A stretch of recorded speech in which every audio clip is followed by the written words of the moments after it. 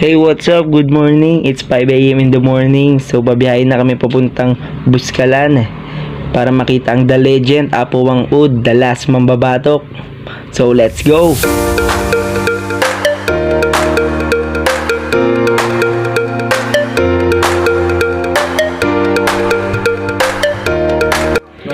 Three hours pa yung biyahe at napakalamig nga talaga sa bundok.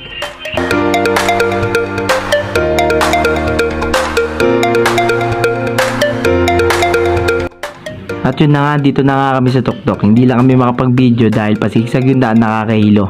Paket na kami ng Buskulan Tattoo Village. Tara! Nakita nyo naman, napakatarik at napakataas ng daan. Kaya kapag nahulog ka sa bangin, magkikita talaga kayo ni San Pedro eh. Buti na lang veterano ang aming driver na si Boss dyan. Excited na kami makapunta sa Buskulan Village.